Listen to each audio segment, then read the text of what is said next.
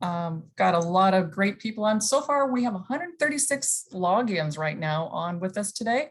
So we got a combination of folks, so this is really cool. The first thing I would like you to do is to mute your microphones so that you don't, the dog doesn't bark, or maybe, I don't know if you hear my husband's phone ringing in the background, but if you'll mute those, we'll be ready to go. Okay, and then we've got a couple of items. And first I want to thank you all for coming today. This is great. It's a little hot outside, but it's not too bad. And you know, you came here instead of going to the fair, so thank you very much. I appreciate that. And sounds like we have some other activities going on later tonight. But so first I want to Bailey from Green Hills. And Green Hills is one of our sponsors. And Bailey's going to share a little bit of information with us. Bailey?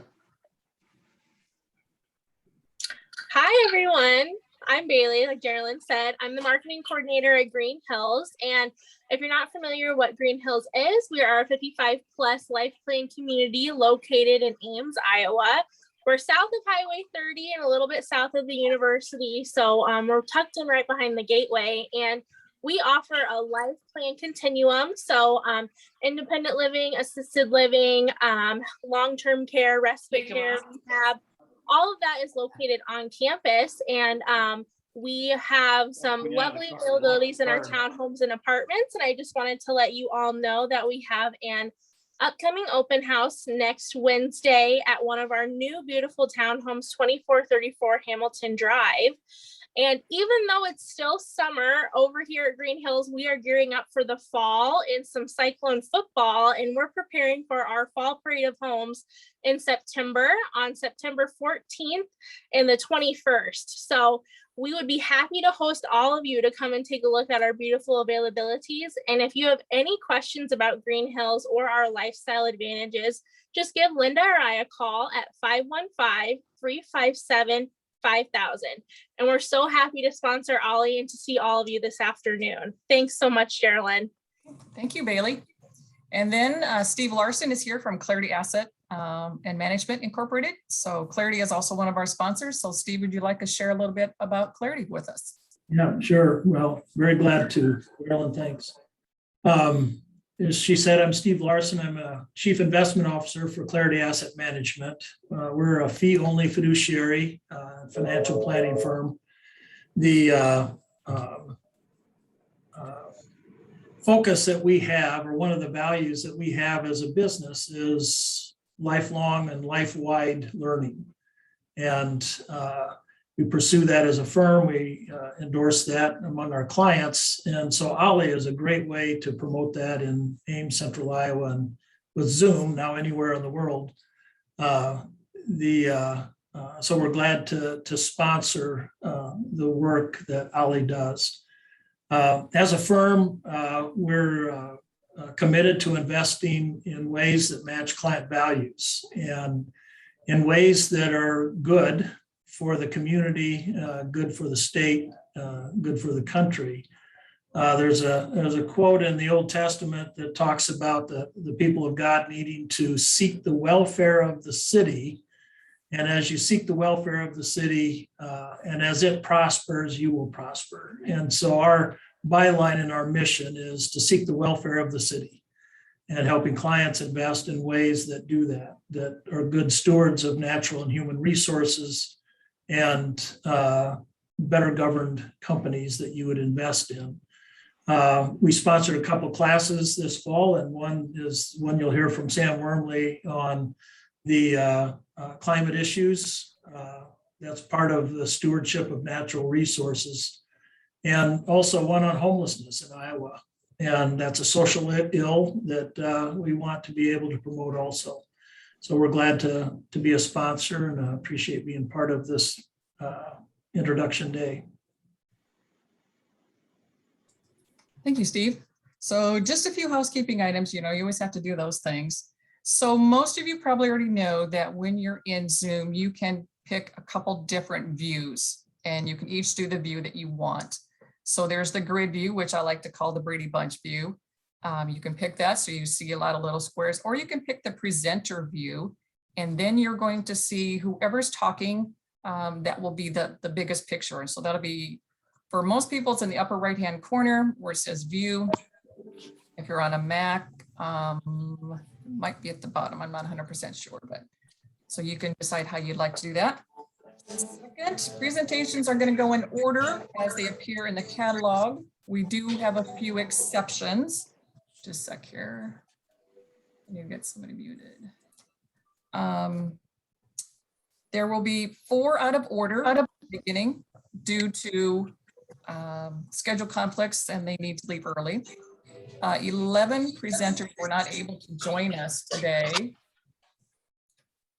And there'll be time for questions at the end, so save those.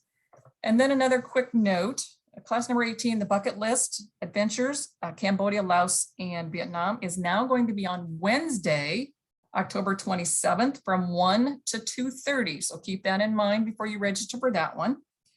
And then also due to a schedule conflict, Jeff Isles was going to be teaching number 45, the history of Iowa horticulture in the fall, is having to reschedule till the spring.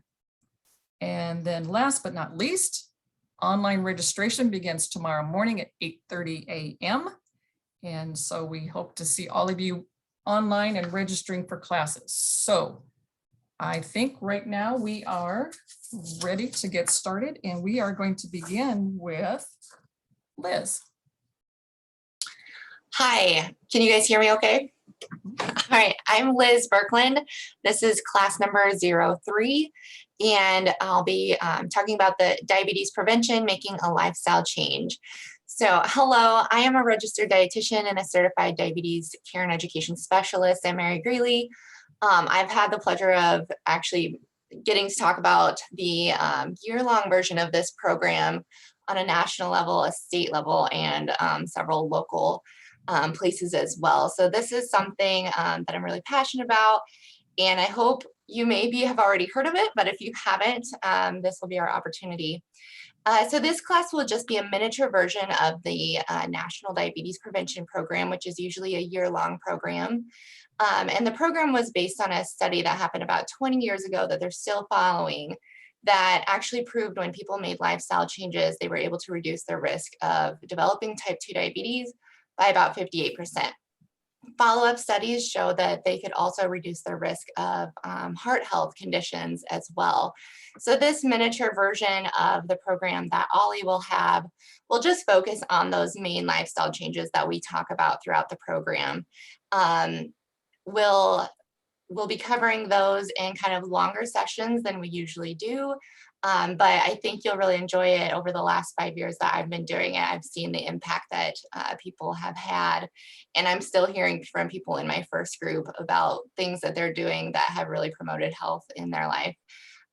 So yeah, you'll just get a lot of hands-on strategies that you can do in your own lifestyle.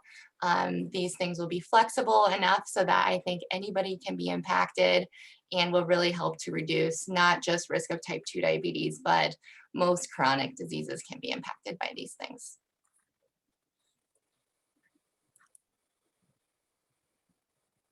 Hi. Sorry. Thank you, Liz. Hi, I'm Anna McCracken, and I'm number 15 in the fall OLLI catalog with a description listed on page 21. My 6-week course is titled How Place Shaped My Life. Did traveling to or living in a geographical region help mold you into who you are today?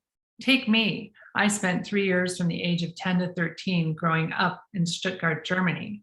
In Germany, holidays, holy days, and the month of August off from work are sacred. Imagine how this affected my work life when I ventured into my career. Or was your hometown so small you wanted to get out of Dodge the minute you graduated? Do some places call to you and you can't figure out why? These are things we'll consider in the 6-week writing course together. Each week we'll read each other's work limited to 700 words because I teach writing small in order for you to write bigger.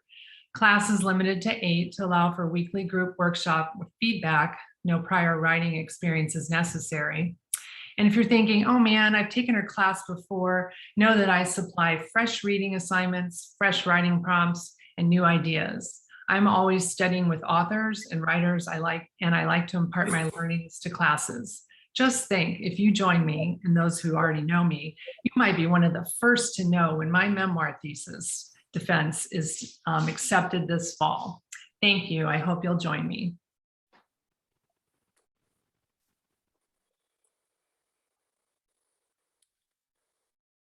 Hi, I'm, are we switching? Hi, this is Max Rothschild. I'm teaching the Bucket List Adventure course, travel course, and this is a follow-up from my previous two lectures that I gave, one on the Galapagos and another one on African safaris. This one is devoted to Southeast Asia, and we'll be looking at traveling in Cambodia, Laos, and Vietnam. And this is based on my travels there over a 3-year period. Been to Vietnam twice, Cambodia and Laos once. And I will cover a number of very interesting historic places and monuments, and also we'll look a bit at the scenery and agriculture. And I think anyone who has followed the previous bucket list will know that I've traveled to over 65 countries. I'm formerly a faculty member at Iowa State, interested in international agriculture. And I like to travel and visit historic places, and more importantly, share the fun that I've had and try and interest you in doing the same thing and partaking in those types of travels. And of course, I'll be happy to give all the travel advice I can. Thank you.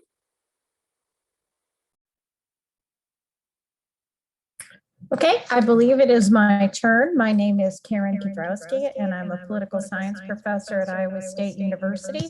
And my course for OLLI this fall is number 19, that's 19, Women and Representation, Why It Matters.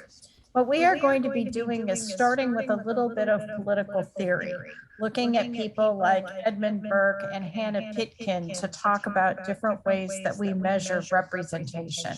And then what we are going to do is add the women in and look at how women meet descriptive representation, how governments and countries are attempting to do that, and then also look at how what the difference is that women make as they enter the campaign trail and enter into public life. And we're going to look at this from a lot of different measures.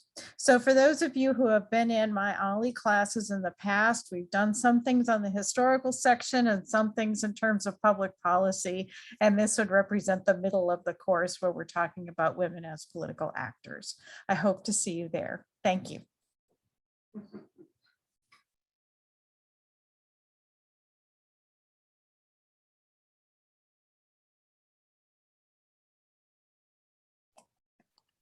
Sherilyn, this is Terry Branstad. I don't know when it's my turn.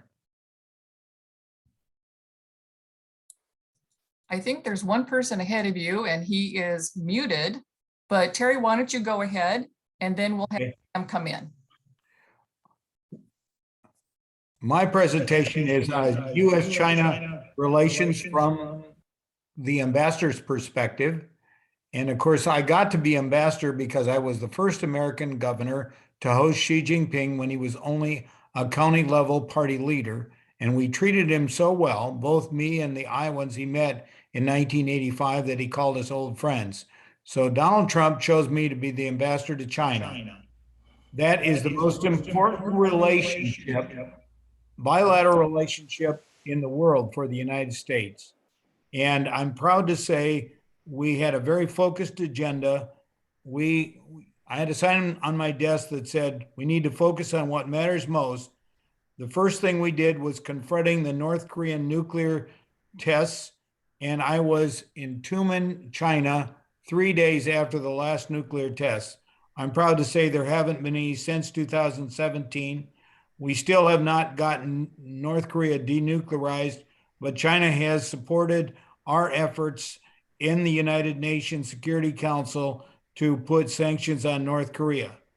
Another thing I heard when I went through confirmation was the problem of fentanyl, most of which originated in China. And we were able to get, I actually asked the president to specifically ask Xi Jinping when they met in Buenos Aires on December 1, 2018, to make all of fentanyl a controlled substance. The Chinese have done that, and that has prevented direct shipments from China. We still see fentanyl coming in through the cartels in Mexico and other places. Another thing we focused on was fairness and reciprocity in trade. It was a long, hard battle, but we got the phase 1 of the trade agreement in January of 2020. China has purchased record amounts of pork, corn, soybeans, and they are again now purchasing beef and chicken. We also spoke out for American values, human rights in particular, objecting to the treatment of the Uyghurs, the treatment of the people in Hong Kong, and the threats made by militarizing the South China Sea. The biggest thing that we didn't anticipate, which started in Wuhan, China, was the COVID virus. And unfortunately, because of their system and the people at the local level not willing to deliver bad news, it became a worldwide pandemic when people went to a big Chinese New Year party in Wuhan and then went all over the world. And of course, we're still dealing with that terrible tragedy today. This is Sam Wormley.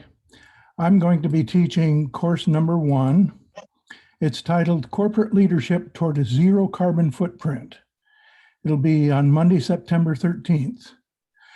Former Environmental Protection Agency Administrator Lisa Jackson, now Vice President of Environment Policy and Social Initiatives at Apple Incorporated, states, since 2018, Apple's stores, offices, and data centers have run on 100% renewable energy.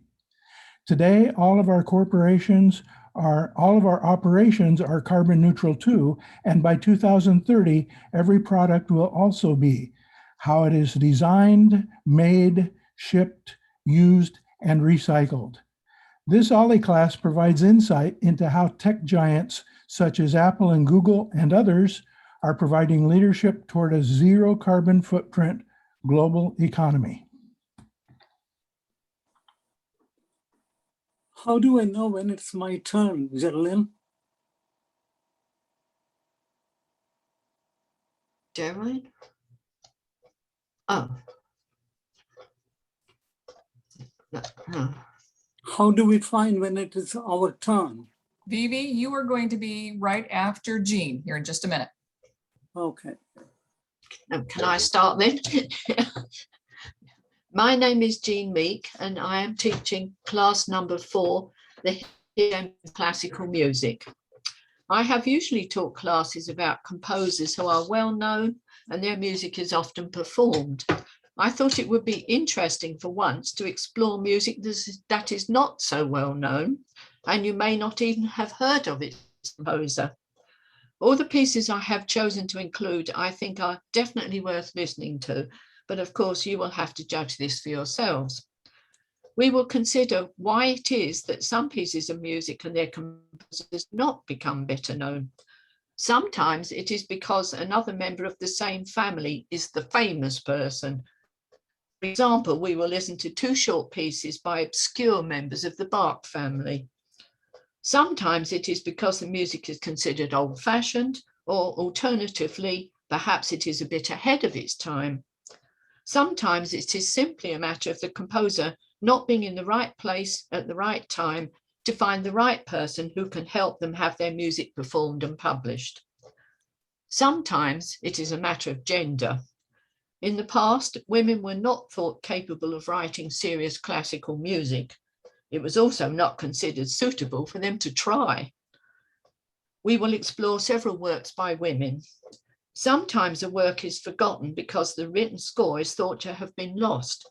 I plan to include a work that was rediscovered fairly recently, and its world premiere recording was just released a couple of weeks ago.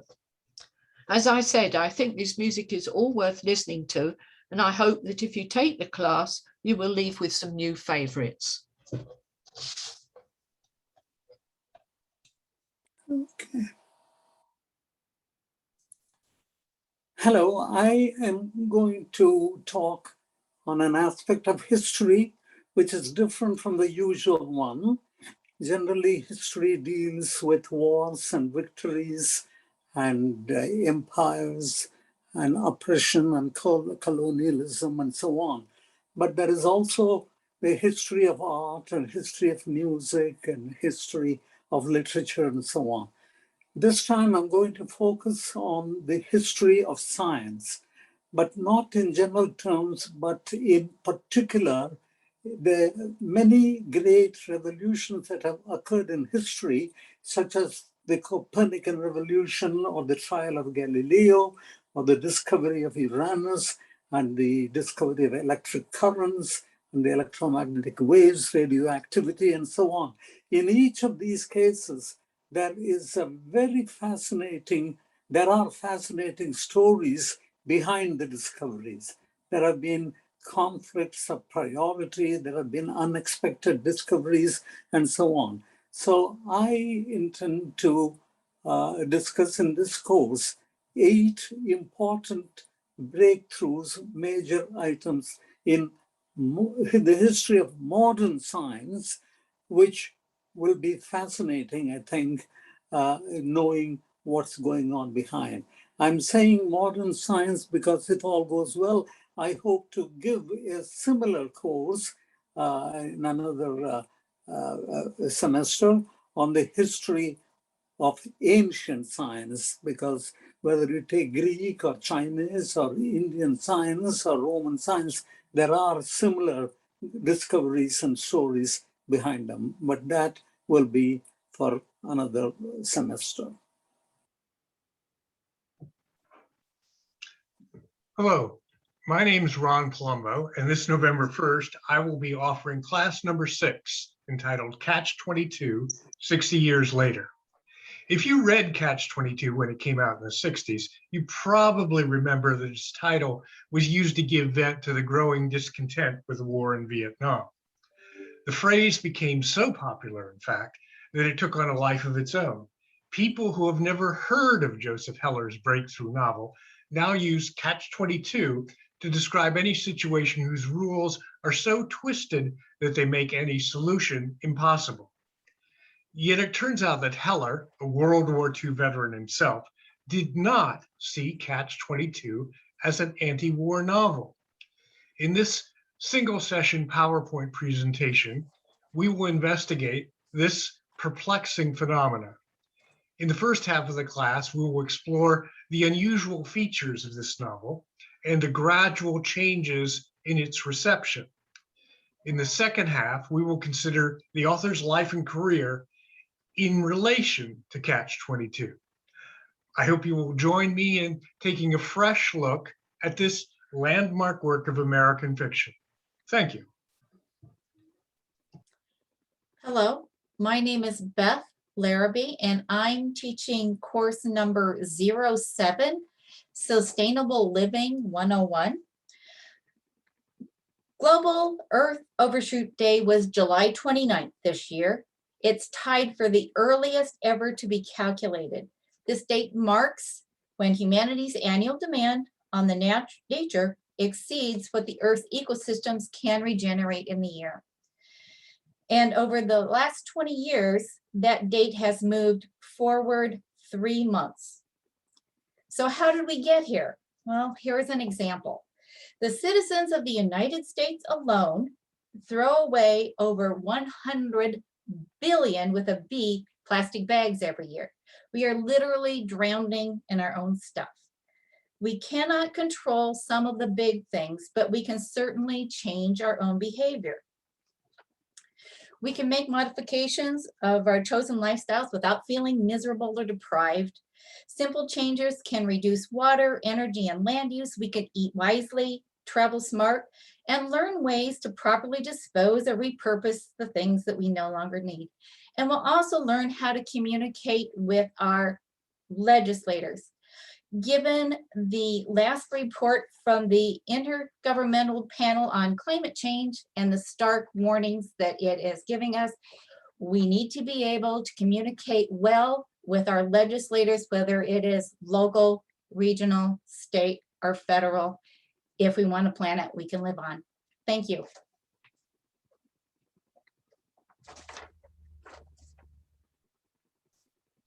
Hi, I'm Mary Lou Nosko, and I am going to be teaching the women who served the Alphabet Women of World War II. So the Alphabet Women of World War II, the Marine Corps Women's Reserve, WM, so the SPARS, Semper Patraeus, Always Ready from the Coast Guard, the Waves from the Navy, and the WACS and the Women's Army Auxiliary Corps from the Army.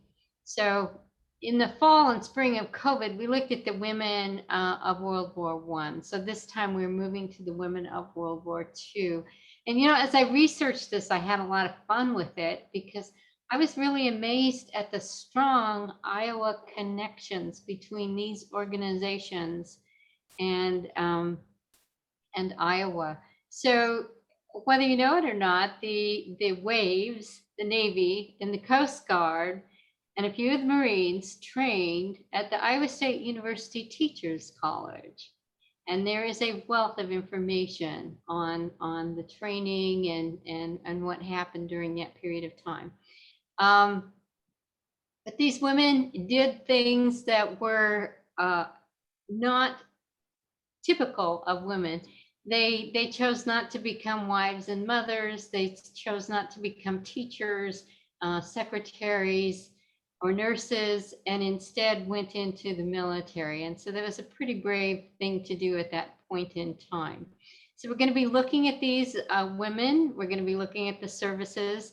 We're also going to be joined by Daryl Drake, who is going to share the story of his Aunt Mary Lou, who served in the Women's Army Corps during World War II. So I look forward to seeing you in our class, the women who served, the Alphabet Women of World War II. Thank you. Hi, this is Mary Lohr, talking about class number 10, U.S. Census Records for Genealogical Research, which will be a one-session class, Monday, September 20th from 3 to 5.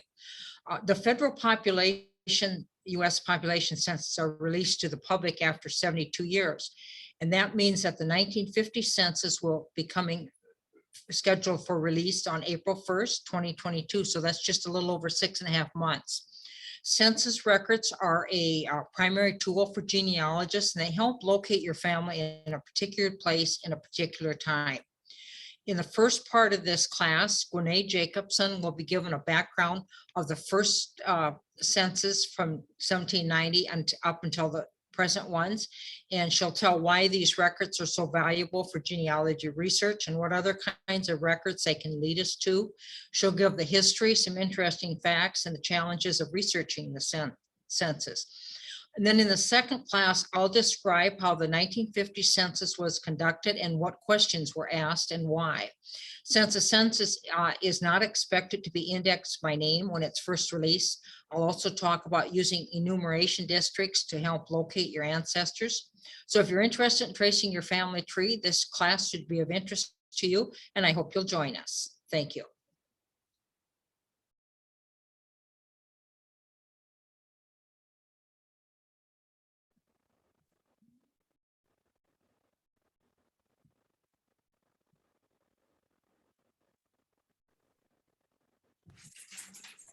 If Kathy Jones isn't here, let's go to Chuck. Yeah. Here. Okay, Oh. Kathy. I am Kathy Jones, and I'm teaching a one-session class this fall on putting the social back into social media. The class will focus primarily on Facebook, although the principles for managing your social media presence are similar across the platforms. Topics will include a re-examination of your personal goals when you join social media. What has changed over time, and how can you get back to fulfilling those initial goals, which likely included connecting with friends and family in a world where we are geographically disconnected. Given the use of social media to spread political and social viewpoints, what can one do to reduce the angst that occurs when online discussions devolve into online arguments? The class is not intended to help you convince anyone to change their views, but rather to manage what you see in your feed and reduce unnecessary disagreements among friends. There's no silver bullet or setting which will resolve all social media conflicts, but the course will focus how you can take control of your own interactions to ensure a more positive experience through social media. Hi, everybody. My name is Chuck Octor, and I'm teaching course number 13, Issues in Public Education. This course is offered for 2 weeks on Mondays, October 11th and October 18th from 3 until 4:30. If you've taken the course before, you can certainly take it again, because if you've been following education, we have all new information to go on. So this is not a repeat of anything that we've done before. So we're going to be looking at 4 different topics during the time. Number 1, what are the current issues? We'll be about 6 weeks into or longer into the school year, so we'll have plenty to look at what the current issues are. We're going to dig a little deeper into what is meant by state and national standards. You've probably heard that in the curriculum these days, that teachers and school districts have to follow state standards. So we'll look at what are those standards and what is meant by them, and how are teachers and school districts dealing with these standards. Thirdly, we're going to look at what are the mandates that school districts and school boards are facing this school year. And this is important because, as you know, when we talk about school boards, their school board elections will be coming up right after our class in early November. So hopefully this will help you understand what are some of the mandates that are going on in education. And lastly, we're going to look at how are school districts, schools, and teachers dealing with the learning loss of students because of the broken up school years for the last 2 school years. So again, if you've taken this class before, you can certainly take it again, because it'll be all new issues. This is more of a discussion class than it is a lecture class. We will have plenty to talk about during the class, and we'll be asking you to get involved in the class discussion. Thank you. Looking forward to having you in the class. Right. Thanks, Chuck. Good afternoon. I'm Kathy Obradovich, and I am the instructor for course ID 14, How to Be an Informed Media Consumer. It's a 1-session course on November 1st. I am the editor-in-chief for the Iowa Capitol Dispatch. We're a not-for-profit, nonpartisan online news service, and we're focused primarily on state government news and watchdog reporting. My background, I've been in the news business for about 30 years, primarily at Iowa newspapers. I was an editor and columnist for 16 years at the Des Moines Register, and I've also taught journalism as a lecturer at Iowa State University. And during that time, I've really had a front row seat to the rise of social media and the effect of social media on the legacy media, as well as the diversification of media. And I've seen what that's done to news consumers, our ability as citizens to sort out the credible and reliable sources of information from all the garbage and political spin. I mean, before we got started, somebody said, is there a reliable source of media? Well, yes, there is. But there's not a perfect media source. And, you know, I've seen the damage that misinformation is doing to our democracy. And now during the pandemic, I've seen how our ability to determine who to trust can affect our very survival. So what we'll do in this class is learn how to recognize reliable and objective sources of information, how to separate fact from opinion, and how to avoid being a super spreader of misinformation online. I will tell you that for this course, some internet proficiency will help you a lot. It's not a prerequisite, but if you go online, if you search, if you know how to search on Google or another search engine, if you use Facebook or some other social media, that will help you a little bit with the concepts in this course. So if you're ever confused about conflicting stories that you hear on the news or on social media, this course is intended to give you some tools that will help you sort out the straight facts from, let's just say, all the BS. And I'll look forward to talking with you. Thanks, Kathy. I'm Jim Pease, and I am president of the Friends of Ada Hayden Heritage Park. Ada Hayden is a park in Northeast Ames that has become the jewel of Ames Park System. I'm teaching a class about the history and the future of Ada Hayden Heritage Park. That class will take place on October 26th, and contrary to what it says, I guess, in the catalog, it starts at 9 a.m. and it will be finished by 10:30 a.m., not p.m. I think not even I could talk that long. So, although the park is certainly a great place to try to talk about. Anyway, so we'll talk a little bit about the history, where it came from, not only human history, but the geologic history of the park. We'll also talk about the future of the park. And just as this park became extremely important, or has become extremely important to the city of Ames, there are lots of threats that, depending on which way we tend to go or decide to go as a city, we may see this park degrade in the future, or it could continue to be the jewel that it is. So we'll be talking about some of those issues in the session. Again, it's a one-day session on October 26th, and this is course number 17. Hope to see you there. Thanks.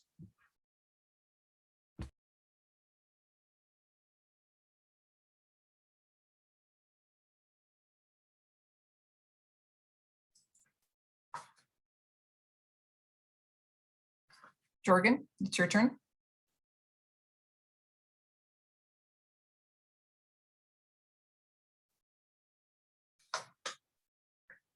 Jorgen, can you hear me? I think Jorgen has froze. So let's move on down to class number 25 with Connie.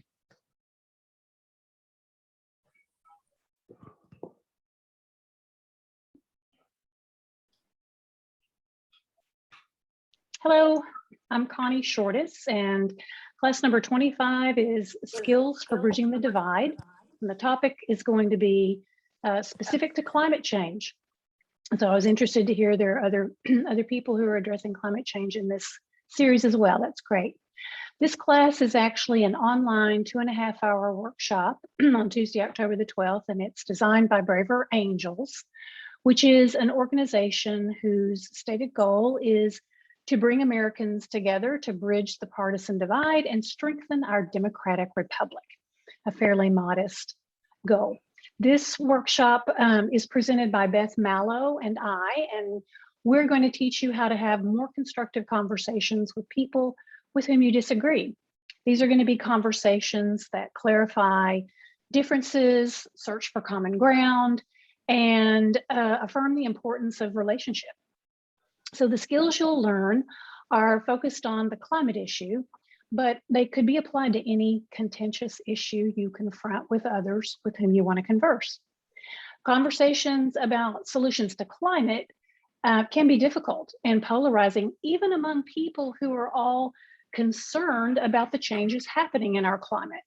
There are varying levels of concern or alarm, and the agreement on solutions is quite elusive. So come to this workshop ready to participate, practice some new skills with others in the workshop, and learn to advocate for what you believe in a way that can actually be heard by others, and especially those that don't agree with you. Thanks, hope to see you. Jorgen, can you come back in? Apparently not. This is Sam Wormley, and I'm going to be teaching class number 26, Photography Tips and Techniques for Cell Phones and DSLR Cameras. This is a 6 weeks class starting the 14th of September, and we're going to meet from 3 in the afternoon to 5, giving us 2 full hours. This class covers major principles of photography, In the simplest of terms, we work on capturing what you see and how you want to depict it.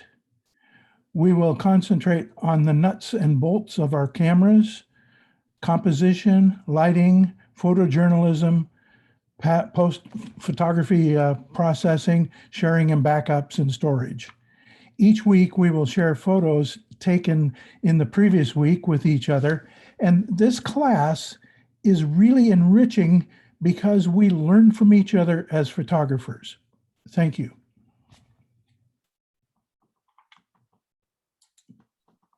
Greetings from the Office of Diversity, Equity, and Inclusion at Iowa State. My name is Nikki Port. My pronouns are she, her. And on Tuesday, September 14th, I'm presenting course 27 titled LGBTQ Allyship, Let's Get to Work. My primary focus in the Office of DEI is on gender and sexual diversity. So in other words, I work to make ISU better for people of all genders, and I act in service to the LGBTQ plus community. So course 27, this presentation is not going to be the GSD 101 course that I offered for OLLI in September 2020. So it'll be different.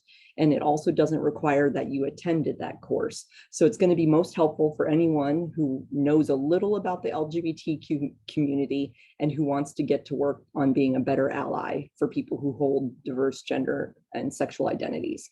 So we'll talk about how you can do that as a supporter of Iowa State, and how you can do that wherever you work, live, and play outside of ISU across the state or across the country. If you're ready to take your commitment to the LGBTQ plus community from words into action, I look forward to seeing you on September 14th for course 27. Can I try to break in at this point because I lost my connection? And if I am now connected, and I assume that some people are hearing me, I can tell you about course number 20, okay? Sounds good. Anyway, let's see, I'm Jorgen. Yeah, I thought you were finished. I'm Jorgen Remison. I'm doing course number 20. And I see that Jerry Lynn's name is now on the screen. Shall I continue or what?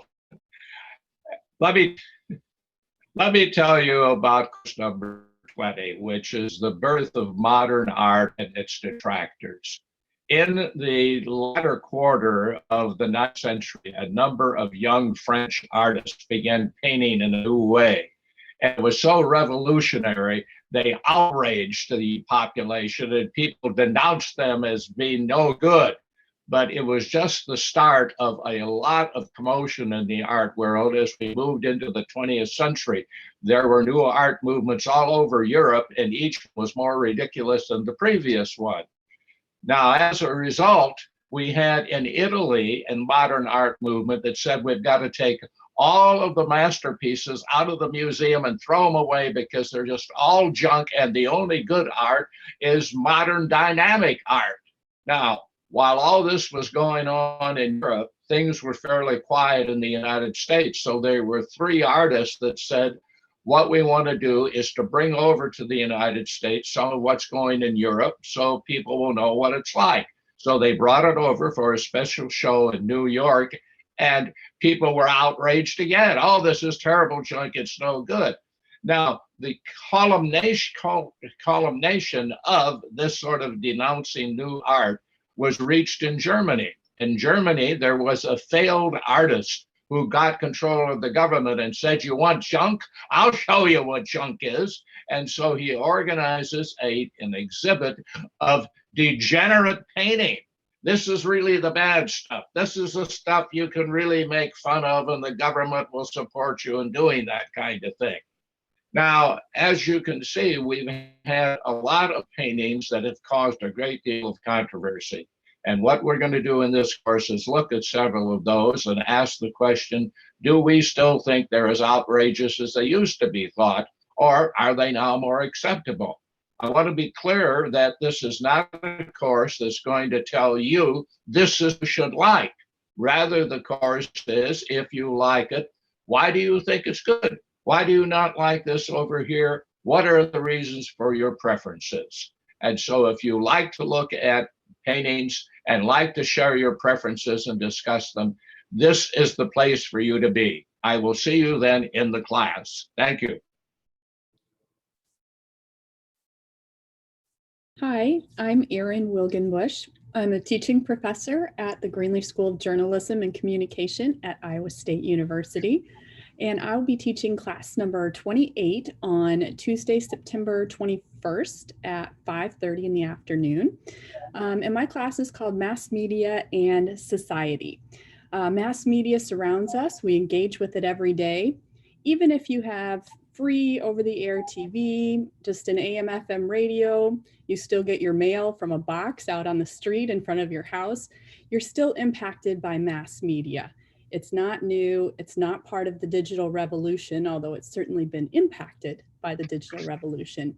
But mass media includes things like news, books, music, video games, magazines, photography, advertising, films, blogs, websites, and so much more.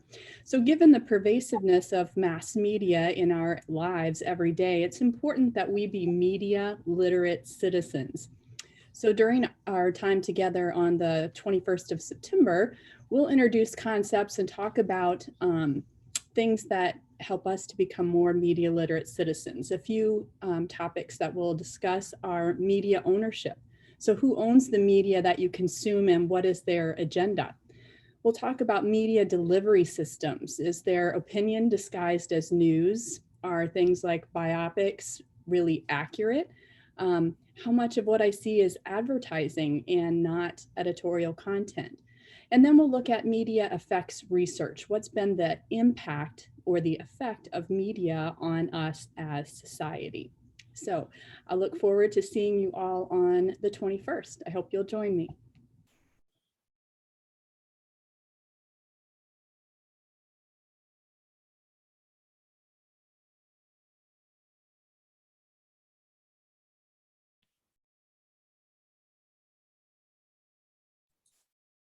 Tom, are you here? Yes, I am. All right. It's your turn.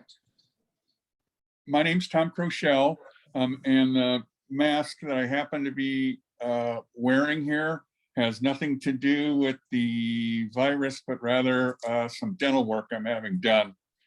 Our class is going to be an overview of Iowa State athletics, more than a century, but we're doing it in the context of some documentaries about Iowa State athletics history that we produced in Cyclones.tv over the last 8 years.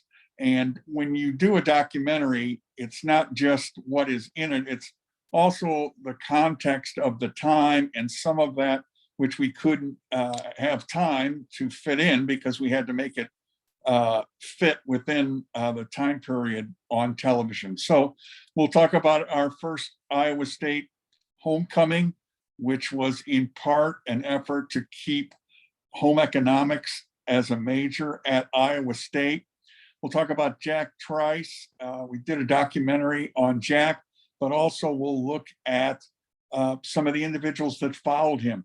The Dirty 30, our 1959 football team that was very successful, but in the context of Nikita Khrushchev's visit to Iowa State University. And finally, also the 1985 plane crash that took the lives of 7 members of our Iowa State community, and talk about that in more detail. So thank you very much, and we'll see you then. This is Sam Wormley, and I'm going to be teaching,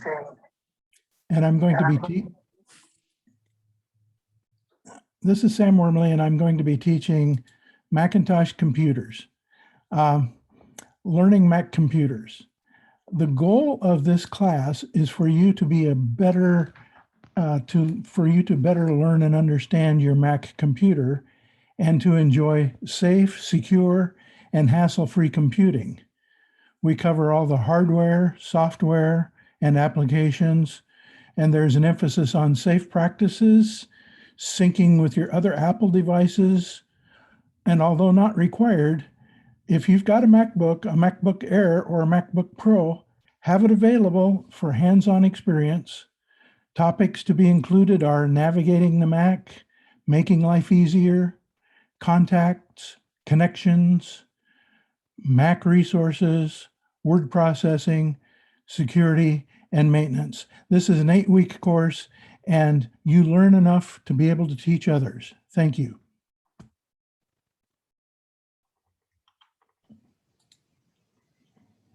Hi, can you hear me? Hello? Yes, we can hear you. Okay. Hi, this is Diana Shanrock. I'm going to do something a little different this fall. I'm going to do a class on the history of American cookbooks and cooking. My background is as a research librarian and as the coordinator of a collection called the Iowa Community Cookbook Collection. But this course is going to look at the history of American cookbooks, when those cookbooks began, what's unique about cookbooks and cooking in America, because there are lots of things. How about cooking and recipes and how they've changed in the New World, as in American European predecessors, the availability of food products in the New World, the earliest American cookbooks and their history and their authors. How did they come to be? Famous American cookbooks, such as the Boston Cooking School cookbooks, the Fannie Farmer cookbooks, The Joy of Cooking, and on into Better Homes and Gardens and Betty Crocker, who have become big names in the field of cookbooks. Think about it this way: time moves on, and the effects of various immigrant groups on the American cooking and recipes and cuisine all have changed our eating habits, even up to the new immigrant groups that have affected what our eating habits are today. When did that Italian family that immigrated to the United States become an Italian American family? And what is that, how has that changed their cuisine and the ways the ways all of us have integrated those various ethnic cultural foods into what we eat? So hints on looking for early American cookbooks if you want to collect, but basically looking at the history and ethnic background of eating and food. Thank you. I hope you'll join me.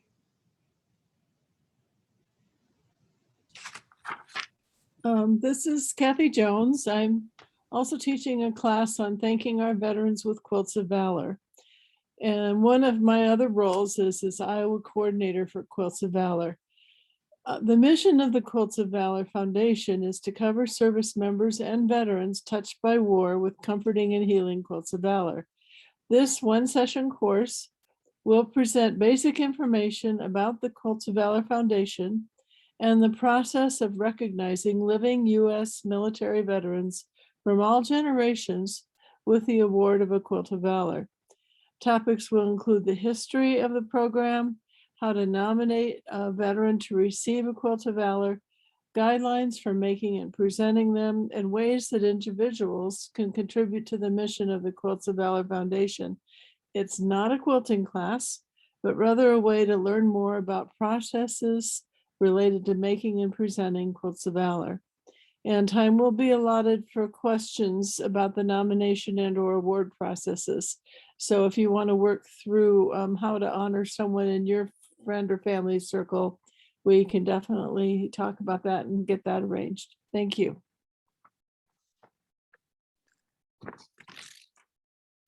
Hello, everyone. I'm Del Christensen, and I will be teaching a one-session course on September 22nd, course number 33, the role of exchange programs in citizen diplomacy. I'm the executive director of a Iowa-based international nonprofit called IRIS, Iowa Resource for International Service.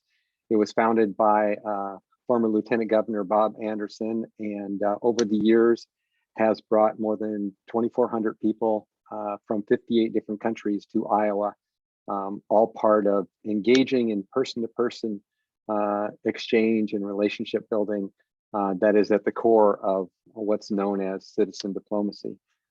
So we'll be, during the one session course, we'll be talking about some of the different programs that we have done. We'll look at examples of how citizen diplomacy, how exchange programs in Iowa have played a role. As Ambassador Branstad had pointed out, President Xi from China started off as an exchange participant in Iowa. We also have an example of a young 19-year-old journalist from the Republic of Georgia who did an internship on one of our programs, and after going back, changed from print media to TV director of an independent television station, and played a critical role in being a catalyst to that country's revolution and movement from a Soviet state to an independent nation.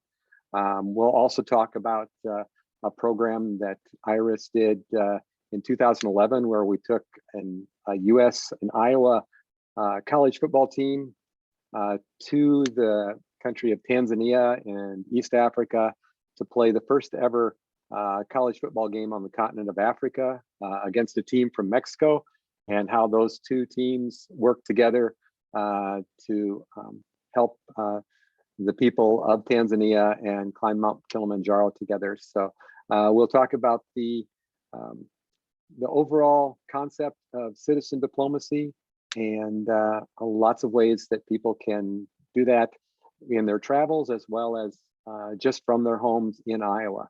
So I look forward to both current and future citizen diplomats to join us on that one session course on September 22nd. It's again, class number 33. Thanks. Hello, my name is Jane Cox, and I will be teaching class number 35, which is What's in a Name, or Why is Beard Shirt Called That? There have been so many wonderful people that have contributed to Iowa State. I've had the good fortune to know many of them. But I decided to do a class this time that would talk a little bit about a few of those who have actually had buildings named for them, and to explore a little bit about their lives and the contributions they made.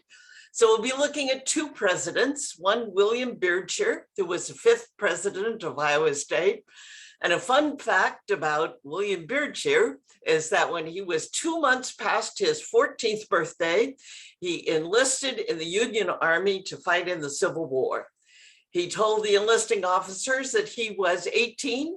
Everybody believed him because he had broad shoulders and was already 5'10", but he was still growing. He grew to be 6'3", as tall as Lincoln. We'll look at President Robert Parks, who was the longest serving Iowa State University president.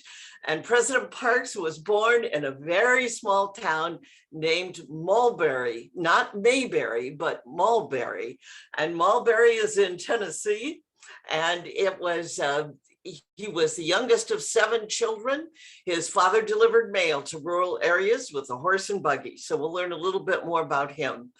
And 2 of our most well-known graduates, I would say, on the international stage, Carrie Chapman-Catt, who literally traveled around the world, speaking for women and women's rights, and especially women's right to vote and participate in government. And George Washington Carver, who so much wanted an education that he left home at the age of 11 to pursue education in a variety of states until he landed at Iowa State and became the first African-American to win, or earn, I should say, a bachelor's degree, a master's degree, and that he was employed as a teacher at Iowa State until he went to Tuskegee and stayed there for the rest of his working life. So we'll be exploring a few others as well, but those are some of the major ones who lived fascinating lives and had an impact well beyond the campus, the state, and even the country. So we'll talk about those. And I wish I had room to fit in all the fascinating people I've known here, but we'll at least concentrate on a few of them. Hope you can join me. Thank you. Hi, everybody. My name is Alejandro Andreotti, and but feel free to call me Alex because that's a mouthful. I teach in the math department here at Iowa State, and the great Cyclone Ron McFarland asked me if I would be willing to teach an OLLI class, and I'm very happy to do so. I will be teaching class 36, How is a Donut Different from a Sphere, Drawing Doodles on Surfaces, and that's gonna be running for 4 weeks on Wednesdays at 3 o'clock, starting on September 15. Now, what I chose to do with you involves something that is not typically what you think when you think about mathematics. Usually you think about numbers and solving for x's and things along those lines. And what I'm going to be doing is something quite different, and it's going to look different, but it's very much mathematics, and it has a lot of uses in a lot of fields. Among one of those fields, for example, is trying to understanding the connections of friends within Facebook, which is a very rich area of research, but it's also in an area of research that provides a lot of money to people that do that. I don't know if I'm able to share my screen. I'm gonna try to do that. I don't know, Jorgen, if that can happen. Let me try it. You should be able to. And so, for example, the type of things that we might do is, you might know this very simple puzzle when you were a kid, which is, can you draw this shape without lifting your pen and without going through the same line twice? And if you know how to do it, this is a doable thing if you start in the right place, but if you start in other places, you cannot do it. You might remember having done that. For example, here I'm stuck. And in this class, we're going to look at a lot of puzzles of this kind, which is fun. It's, you know, puzzles are always a fun thing to look at. But the interesting thing about these puzzles is actually they are able to tell you quite a bit about the universe that we live in. Depending on the type of graphs that you can make, that tells you whether you live in a universe with holes or without holes, like a donut or a sphere. This is going to be not a lecture heavy class at all. Mostly I'm going to be posing problems and tasks for the participants, and then we're going to discuss what we found out through solving of those puzzles. Okay, hope I'll see you then, and thank you so much.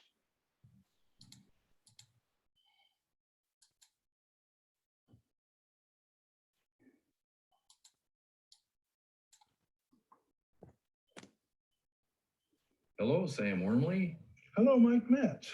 Hey, Sam, there's a fall class in OLLI opening, and they've got a slot. It's number 37.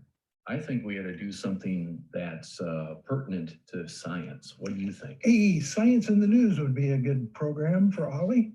We could have the OLLI members discuss science with us. Okay, well, do you think that would have to be more than just maybe a one-day class? Maybe, how about 4 or even 6? Let's say 6. You know, yes, we could do it for 6 weeks. We could start the 23rd of September, and we could send out science articles ahead of time to the class members, and they'd be all ready to have a discussion as part of class. Okay, so that's September 23rd.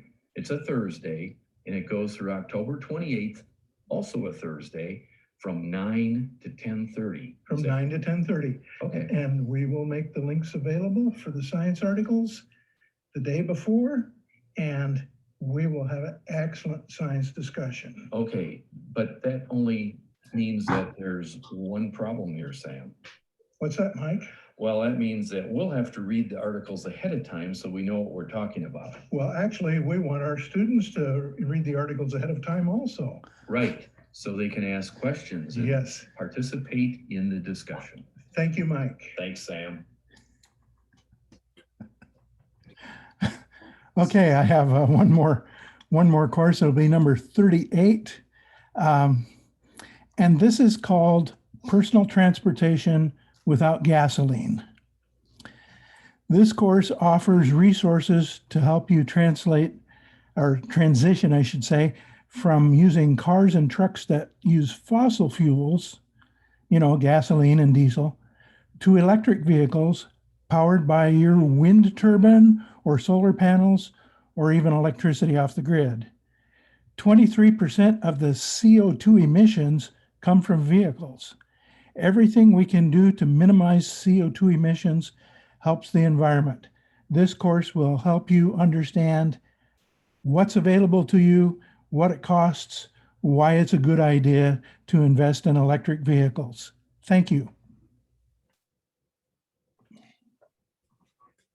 This is Charles Knicker with course number 39. The title is Trends in Spirituality, Part 2. But Part 1, which was offered earlier, is not a prerequisite. So we begin with the understanding that spirituality is meaning making, in which all of us ask the big questions, and then we deal with developing worthy dreams. Now we'll review surveys and interview data, and after that we'll explore the diversity of how people yearn, which can be in terms of worship, meditation, connecting, how they learn their beliefs and practices, how they then burn, if you will, to developing a care for their souls and also caregiving, and then ultimately how they turn to becoming, in the words of one program, a world of neighbors. I do have to give you a warning. I'm going to use a lot of F words: family, friends, food, and Fido for pets. Also films, but we're going to have a lot of fun. The style that I've used is conversational, and very popular last time was 2 interactive small group sessions so people can develop their questions. And the content of this course is based on my forthcoming book, Spirituality That Makes a Difference. Thank you. Hello, this is Ron Palumbo, and I will be offering class number 40, entitled The Twisted History of the Bell Jar. This class explores the strange case of American poet Sylvia Plath's only published novel. When first published in England under the pseudonym of Victoria Lucas in 1963, The Bell Jar was largely ignored by reviewers. All this changed after Plath's suicide a month later, which was followed by the posthumous publication of her breakthrough poetry collection, Ariel, in 1965. The first event made her name known outside her small circle of fellow poets. The second led her to be hailed as the most original poetic voice of her generation. Her novel was republished in England in 1967, this time under her name. When The Bell Jar was published in the US for the first time in 1971, it was declared a feminist classic. In the 50 years since that, readers, critics, and biographers have asked, how are we to read this novel in light of the poet's life and her life in light of this novel? In this 2-session PowerPoint presentation, we will explore this question. First, we will look at the novel itself, and then at the life behind it. Please join me on this literary adventure. Thank you. Hello, my name is Jody Stembo, and I will be teaching class number 42, Homelessness in Our Backyard. And while I give you a little overview about that, I'm going to share a few pictures with you from my screen. Let me get that up again. Oh, I can't. So I'll save them for the class. So in this class, what we will do is we're going to explore a crisis that we have in our community. And it's a crisis that people don't often see. We're going to talk about why don't we see it. We are going to talk about who experiences homelessness. We're going to have some guest speakers come in. We are going to have some video and a lot of discussion around the topic of homelessness in our own backyard. This past year, my organization served more almost 2,500 individuals, helping with everything from prevention to housing to shelter. And the thing that most people don't realize about our community is of those 2,500, 32% were children under the age of 18. So that means our biggest demographic is children and families. So the people that are suffering in our community are our community members. And while this topic can be heavy and it may sound like it's going to be depressing, I promise you, you will leave inspired, you will leave hopeful, and you will leave with tools that help you to know how to help those who are most vulnerable in our community. You will learn how you can become a part of ending the cycle and how you can help those in our community who are most vulnerable find hope and a home. I hope to see you there.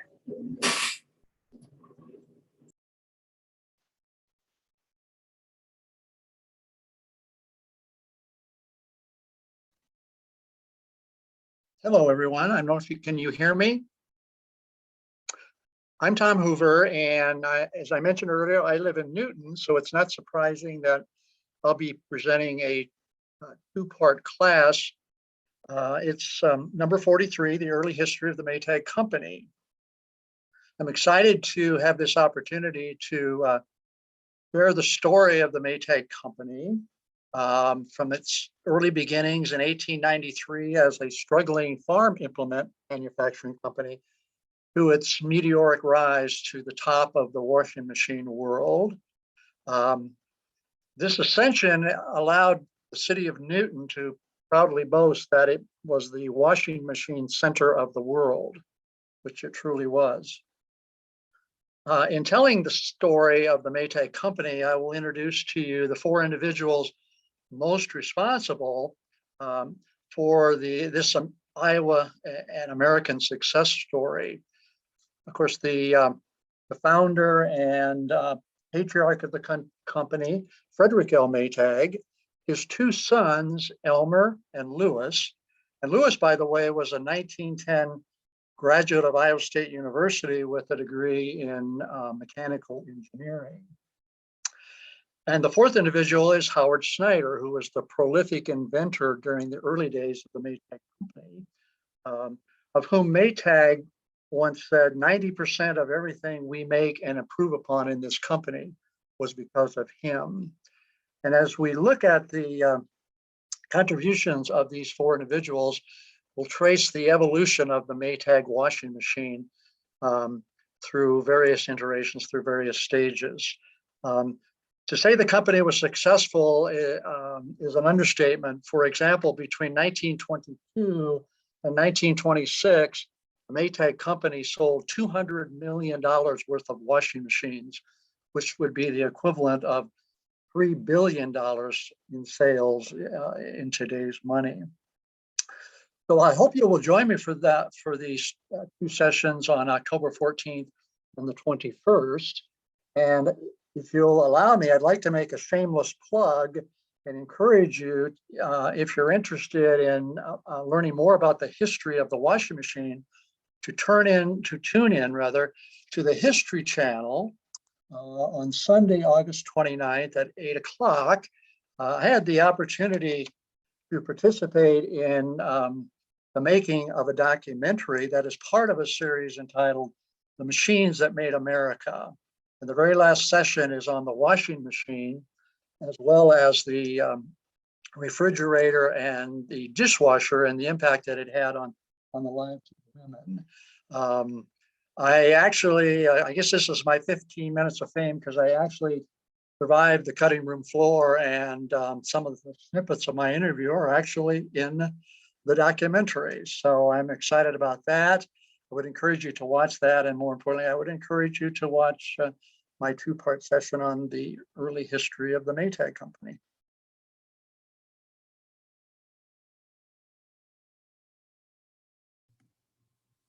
Hello, I'm Jim Patton.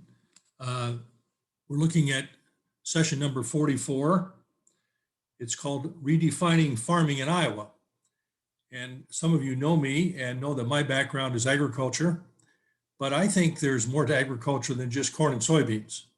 So I wanted to bring to the class some examples of things that are happening in agriculture, all within a simple 1 hour or less driving distance of Ames. And perhaps as these classes end, the presenters may invite you to see their enterprises, and we'll see what the arrangement is at that time. It kind of depends what COVID is at that time. Our first session on October 28th, we will feature Jason Kimley, who has a shrimp production in Story City. You can view it, you can see the outside of it from Interstate 35. It's in the old shopping mall there that you notice on the west side. He's raising white, Pacific white shrimp, and he started back in 2018. So he has learned a few things. He's a graduate of Gilbert and also of Iowa State University. And the second person presenting in that session will be Sally Worley, who's the Executive Director of Practical Farmers of Iowa.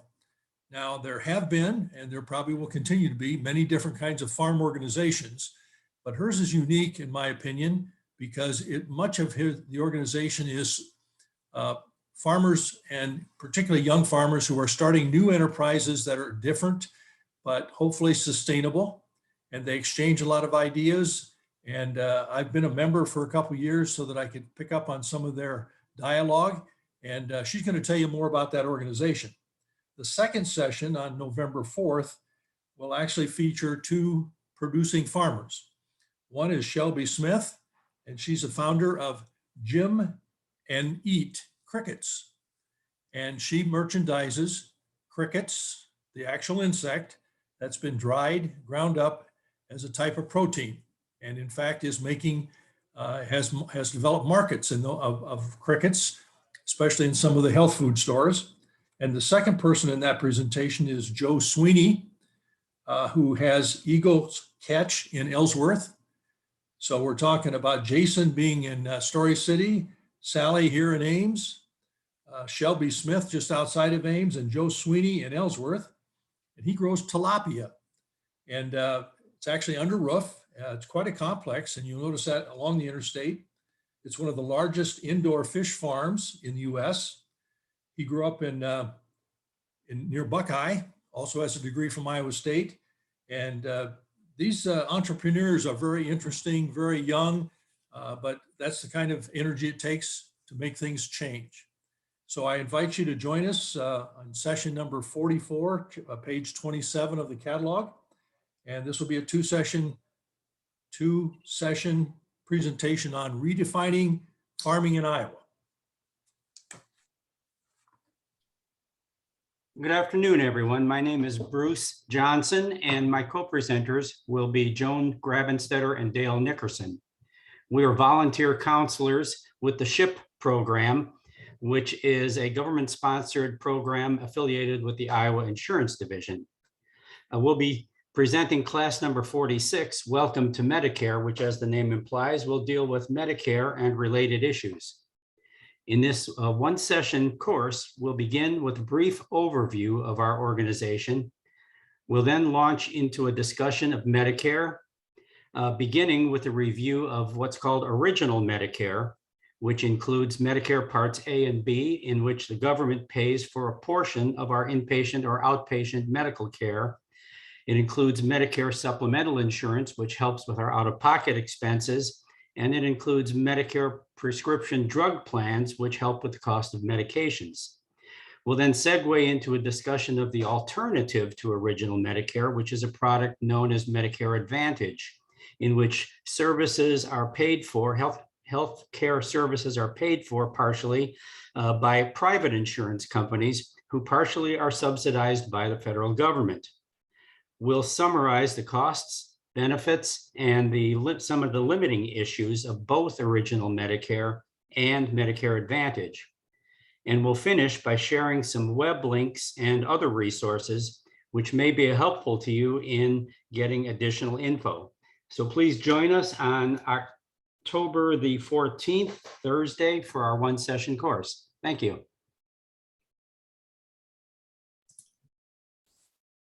I would like to thank everybody for coming and presenting today. This is wonderful. Someone asked me to repeat when the bucket list class was going to be changed to. So class number 18 is now on Wednesday, October 27th from 1 to 2:30 in the afternoon. So that's the change with that. And then just also let you know that when Tom was telling you, Tom Hoover, about his shameless plug, I actually asked him to tell you about that show. I think it'd be very interesting. So I just don't want you to think he was tooting his own horn there. So we're now to a point that if anybody has questions, you can either raise your hands or unmute, and you can ask any of the presenters a question. Jim? Geraldine, do you want to comment on the virtual private group presentations that will be available? Sure. The one thing I guess I should tell you that we are going to be doing, just a second here, let me find my paper. We're going to be doing some presentations through the New York Historical Museum, and one is going to be the first Jewish Americans, Freedom and Culture in the New World. One will be the Women's March. Another one is Meet the Presidents, a look at the American presidency. And the fourth one will be Cover Story, Katharine Graham, CEO. They all last about an hour to an hour and a half, and they're very interesting. The presentation will be with one of the museum docents, and then there's also a time for questions. So they're very interesting. Can I ask when the time and date of the documentary is going to be for Tom's documentary? I think Tom said that was going to be on Sunday, August 29th. What time, Tom? You're muted, Tom. That will be at 8 p.m. Yeah. Thank you.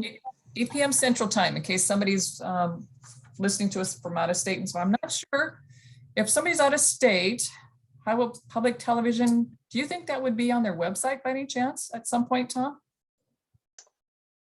I doubt it. Okay. They might be able to watch it later on demand. I think the History Channel puts that stuff on demand. All right. So I'm sorry. I said Iowa Public Television. It's on the History Channel, correct? On the History Channel. That's correct. All right. I messed up. History Channel, folks. And if I might add, it's extremely well done. Not necessarily because I was involved in it, but what they actually have done is they tell the story using actors playing the parts of the prominent people, and they integrate in archival footage into it, and then interviews from the so-called experts on the topic. So it's a just a fun way to learn about history, and I encourage everybody to watch it. There have actually been, this will be the 8th episode, and they're all excellent. They're very good. Geraldine, will you say again the bucket list 118, the change there? I sure will. It is going to be now on Wednesday, October 27, from 1 to 2:30. Thank you. Yep. Any other questions? Everybody remembers registration starts tomorrow morning, 8:30 online. Heather, my new assistant, is just waiting for all of those to come through. She's super excited to process all those. So she would get on to say hello today, but we're having some issues with her microphone. So at another time, she'll get on and visit with all of you, but feel free to stop in and see her. The Alumni Center building is now open for visitors, so feel free to stop in. Next week, our hours will be from 8 to 5. Right now, we're still 7:30 to 4. So, any other questions, comments, concerns?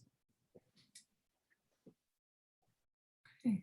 Thank you, everybody. This is recorded. I'm going to be sending it to one of our staff members, and hopefully it'll be up on the OLLI website no later than tomorrow. So thank you, everyone. I appreciate all the instructors spending some time telling us a little bit about what they're going to be doing. And I don't know about you, but I have a whole lot of classes on my list that I want to take. So, oh God. My list is way too long for anything to be possible. Yeah. All right. So unless there's any other questions or concerns, thank you all very much and have a great afternoon.